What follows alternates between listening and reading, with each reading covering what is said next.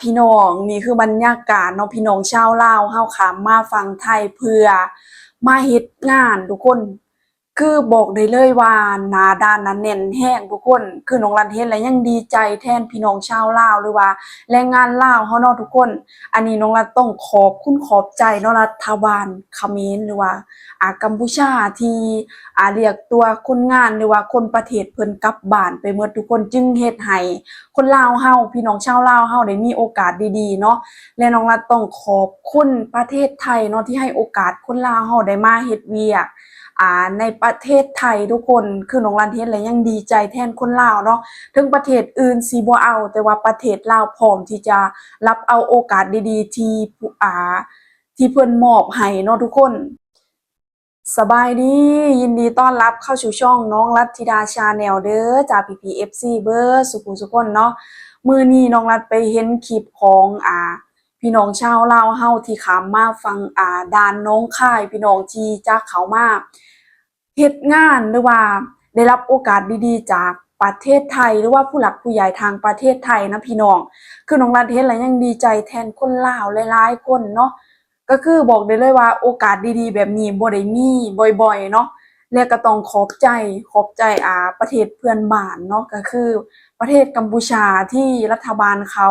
เรียกตัวคนงานหรือว่าประชาชนของประเทศเขากลับบ้านนะทุกคนก็เลยเฮ็ดให้เนาะพี่น้องชาวลาวเฮาได้มีโอกาสเนาะได้มีโอกาสได้มาเฮ็ดเวียกที่ประเทศไทยเนาะก็คือโอกาสนี้นะพี่น้องชาวลาวเฮาคว้าไว้เนาะคว้าไว้ให้แน่นเนาะพี่น้องและพอได้มีโอกาสดีๆแบบนี้เนาะพี่น้องเฮาก็ต้องคว้าไว้และเฮ็ดหน้าที่ของเฮาให้ดีที่สุดเนาะก็คือคนไทยเพิ่นมักคนที่ขยันเนาะบ่เกียจงานอดทนซื่อสัตย์เนาะอันนี้คือหลักๆเลยที่คนไทยเขามักเนาะพี่น้องและน้องรัฐสิพาพี่ๆ FC มาเบิ่งมาชมบรรยากาศเนาะพี่น้องชาวลาวเฮาขามมาฟังไทยเนาะเพื่อมารับบัตร MOU เพื่อจะมาทำงานในฝั่งไทยเนาะพี่น้องก็คือมีเวียกงานหลายอย่างบ่ว่าจะเป็นโรงงานต่างๆหรือว่าแม่บ้านเยอะแยะทุกคนอันนี้น้องรัฐเฮ็ดแล้วยังดีใจแทนพี่น้องคนลาวเฮาเนาะพี่น้องไปทุกคนไปเบิ่งไปชมน้ำกันบรรยากาศจะคึกคืนขนาดไหนเนาะพี่น้องไปเบิ่งไปชมพร้อมๆกันสำหรับพี่น้องคนไทยเนาะบ่ต้องห่วงว่าสิขาดแรงงานนี่คือแรงงานสปป.ลาวพี่น้องที่เดินทางเขามาทำงานอยู่ที่ประเทศไทยเนาะนี่คือกลุ่มที่ถูกต้องตามกฎหมายประเทศไทยพี่น้องมีบัตร MOU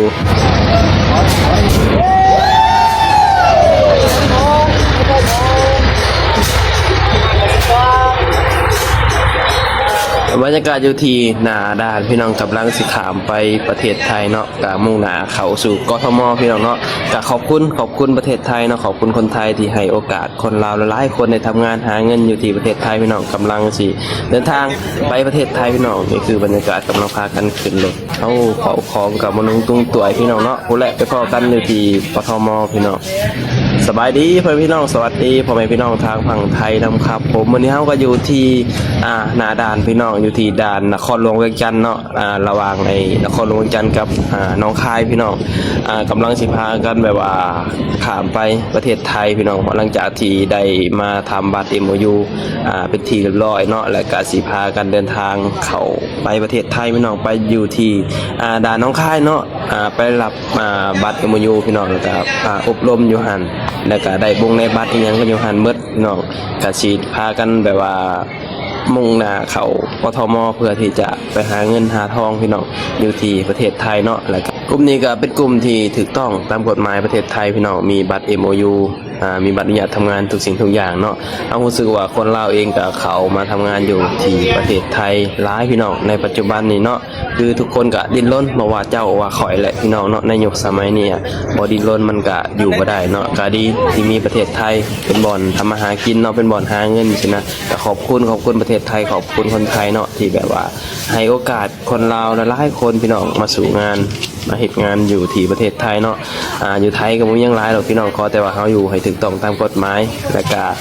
ทำหน้าที่ทำงานให้ดีเนาะแล้วก็ทำหน้าที่ตัวเองให้ดีแค่นั้นเองพี่น้องตั้งใจเก็บเงินตั้งใจแบบว่าหาเงินหาหยังแบบสิให้นะเพราะว่าทุกคนก็ดิ้นรนเพื่อสิ่งเดียวกันพี่น้องตอนนี้ก็กำลังสิแบบว่า ขามไป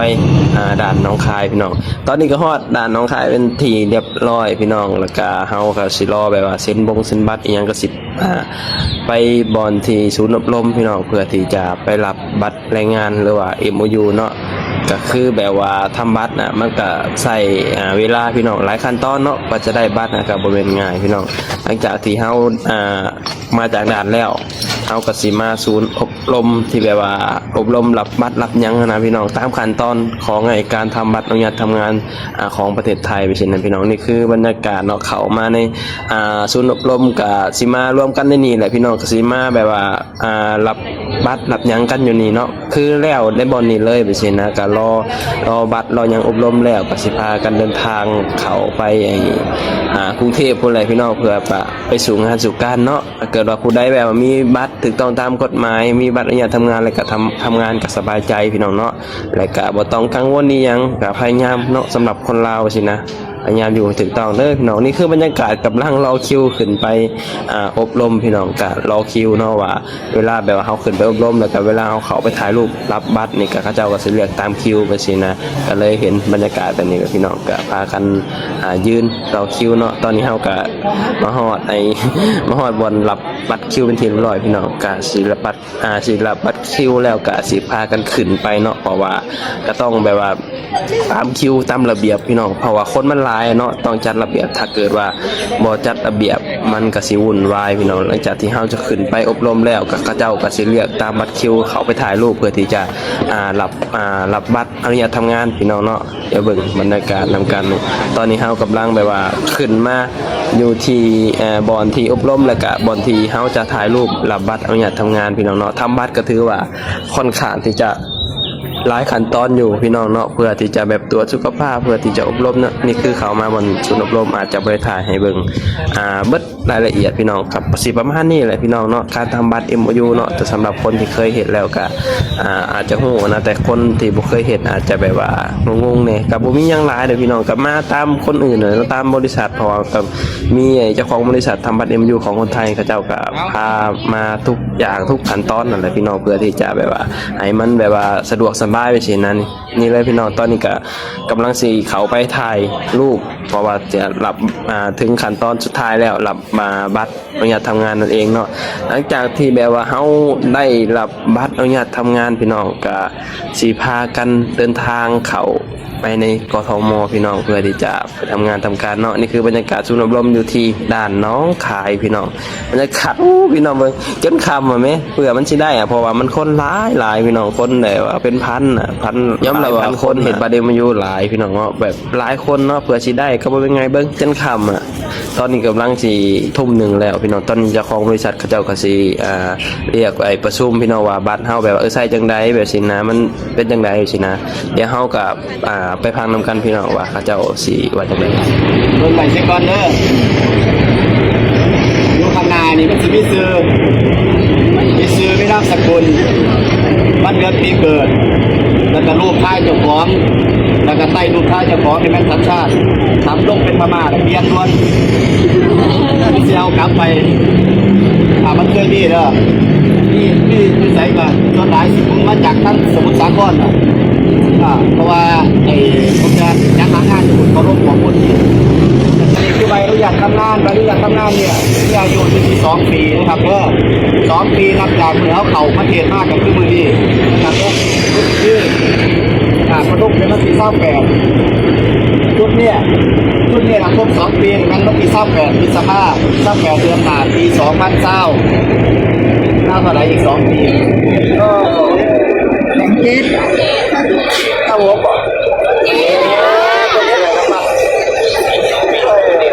โอเคนะเข้าใจตรงกันนะเพราะว่าใบอนุญาตทำงานเนี่ยสัญญาทั้งหมดละแม่น4 ปีจากนี้ไปนับจากวันนี้เป็นต้นไปทุกคนที่หยุดนี่เป็นแรงงานที่ถูกต้องตามกฎหมายเรียบร้อยนะครับหลังจากที่เขาได้รับใบอนุญาตทำงานไปใบอนุญาตทำงานชุดนี้ต้องฟังประเทศต้นทางฟังหน้าภาษามา4 ปีเต็มเรียบร้อยแต่ว่าฟังให้เนี่ยถามมาเพื่อจะให้มา2 ปีก่อนส่วนอีก2 ปีให้ต่อเพิ่มเติมปลายทาง2 ปีหลังนี่เราจะไปต่อเพิ่มเติม อยู่ในเขตจัดหางานพื้นที่ที่เจ้าของอยู่กรุงเทพมหานครผู้ว่ามีจัดเขตพื้นที่จัดหางาน10 เขตพื้นที่ฉะนั้นแล้วผู้ใดอยู่เขตไหนเราไปต่ออยู่เขตนั้นส่วนผู้ใดอยู่ที่ต่างจังหวัดกลับไปติดต่อที่จัดหางานจังหวัดนั้นๆโอกาสเด้ออีก2 ปีหลังพอครบ4 ปีเข้ากับกลับมาหนีมาอีกรอบนึงนะข้างนอกผู้ใดว่าท่านได้พ่อตัวผู้ใดพ่อเลยก็มาอยู่บ้านก็ตอนนั้นตัวบัตรปลายชีวิตก็ผู้ใดพ่อไหวกันได้เพื่อไหวผู้ใดพ่อซ่ากันได้เพื่อทั้งหลังโอ้เลยนั่นเชื่อกันสิ้นเดือนนี่พ่อได้บริจาคผู้มาแล้วกันว่า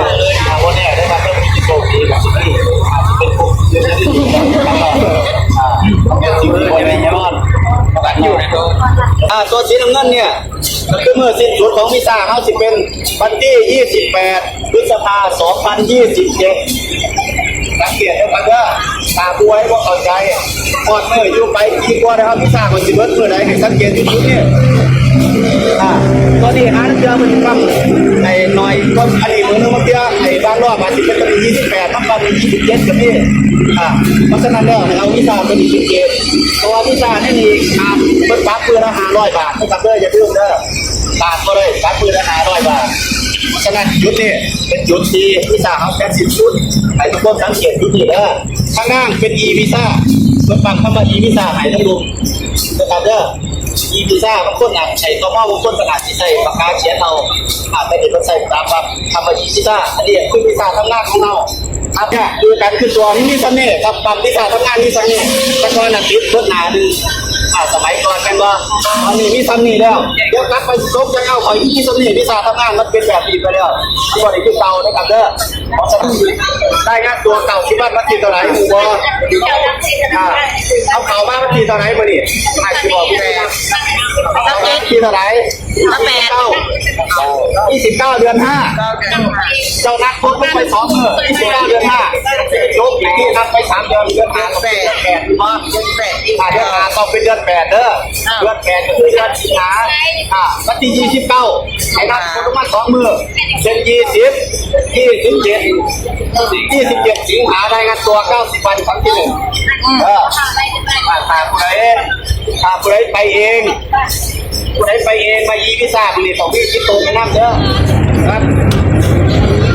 ลุงมาพี่มาโอ้ละไงวะเนี่ย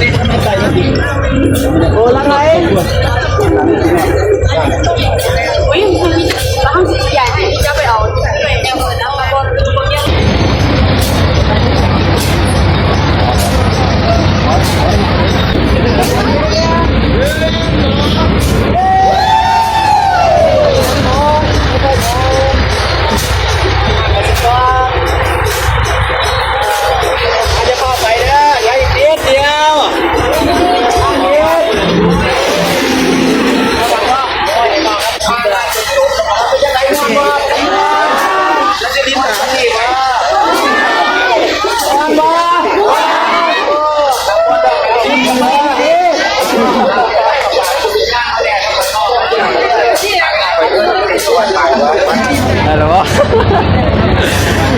โอ้ทุกคนในเบิ่งได้ชมน้ำกันแล้วเนาะทุกคนก็คือบรรยากาศคึกคืนแห้งเนาะแสดงให้เห็นเลยว่าคนลาวหรือว่าแรงงานลาวได้รับโอกาสดีๆคือ